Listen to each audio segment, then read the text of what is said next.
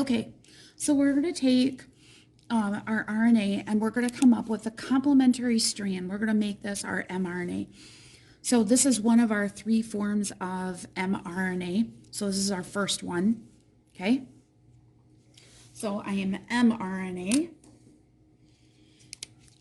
Remember that our ribosomal RNA is what makes up the ribosomes. So that's what the nucleolus makes the ribosomes, remember?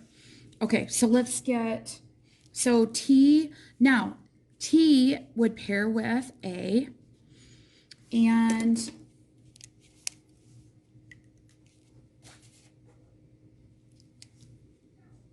G with C, and C with G, and G with, whoops, with C. A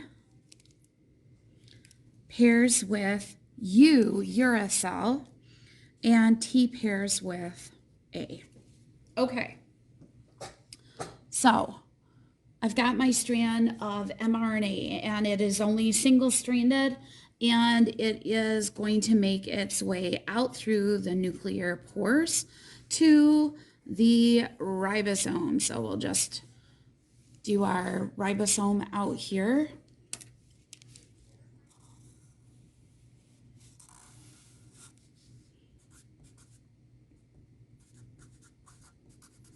Remember, that's made of our RNA, ribosomal RNA.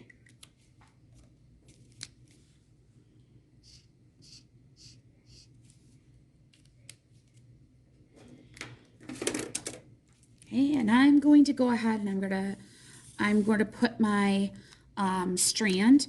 I'm just going to copy what I have here, okay? So A,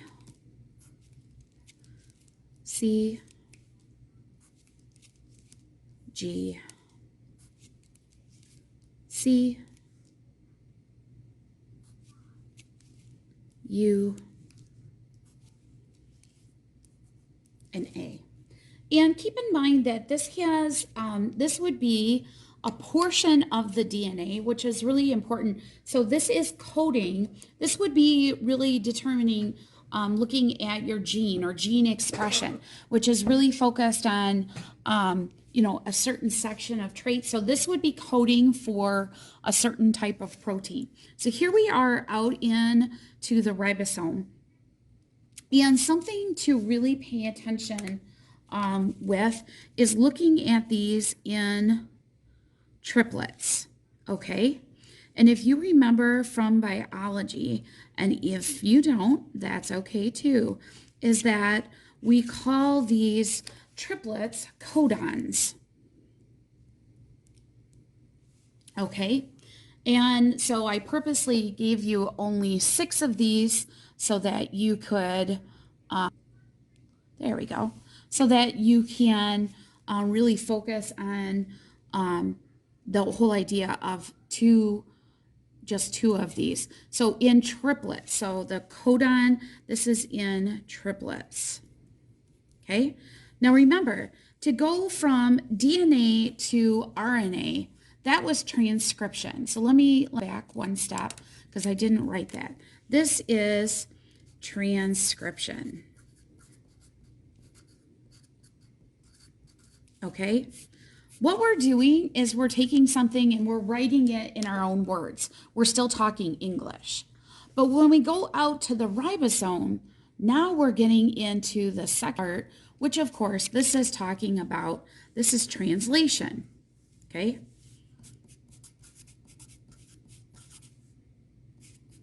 Because now we're taking the A's and C's and G's, that sort of language, and we're changing it into our own protein language. So a completely different, we're translating, okay?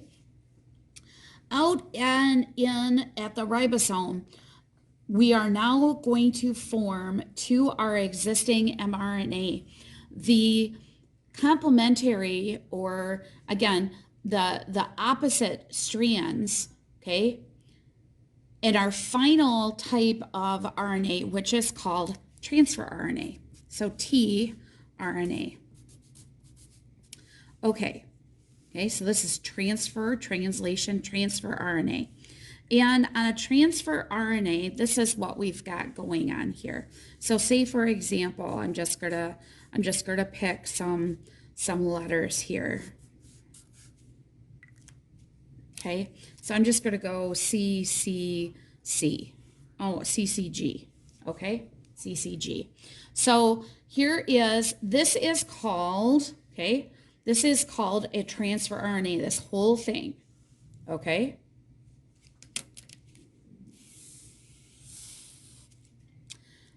Let me label the parts. This piece is the anticodon. This was the codon. This is the anticodon. This is what would match this. And on this anticodon, it is associated with a particular, what do you think AA stands for? You're right, amino acid. So depending on who it matches up, the amino acids then get put together in a chain. So in this case, let's see, who would pair with who?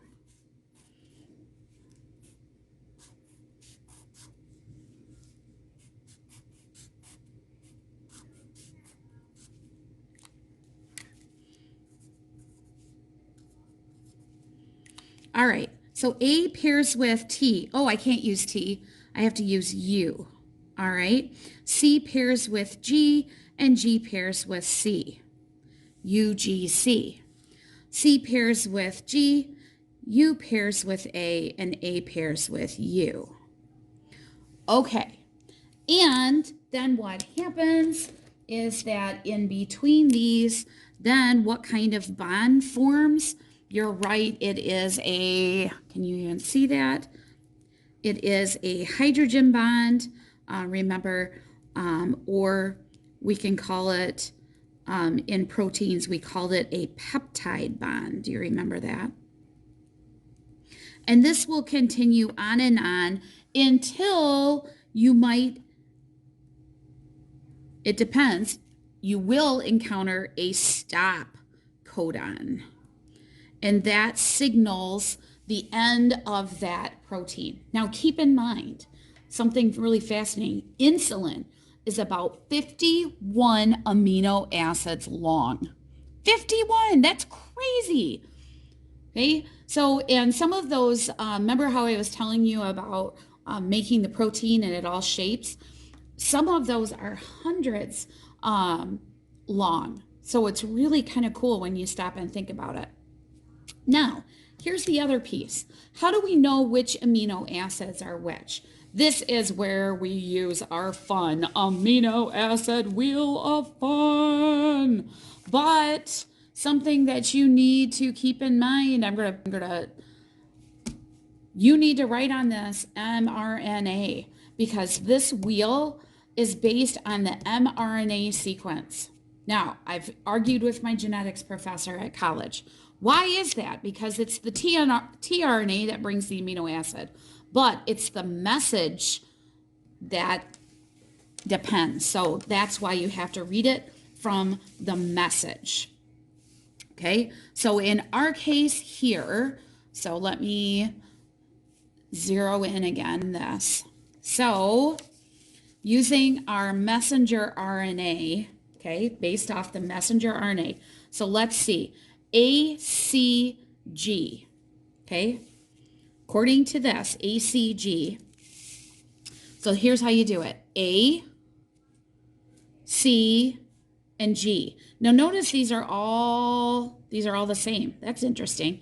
Threonine, okay? So this would be threonine, okay? And I'm going to write based off mRNA, okay? So that's the only confusing part, that's where it's based off from. So there's that piece. I'm going to use highlighter. Okay, and let's see, this one is CUA. C-U-A,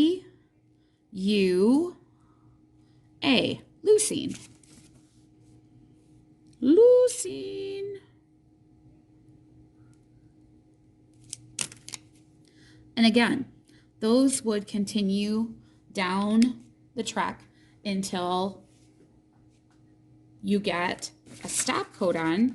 See, here's a stop here. Here's a stop here. Now, if you'll notice, we're going to come back to this again, but this is really important because there are some repeats in there. So we're going to talk about how come there might be some repeats and why. There's only about 20 amino acids. If you count these up with repeats, there's only 20 of these. And they actually are common amongst all living creatures, which is pretty fascinating. Okay, so there you go. That was your Lego building that you did in biology, but there is transcription in translation in a nutshell. And so the next question is going to be, taking these, what happens if you change up the letter or get a mutation? How does that switch up the amino acids? Thanks.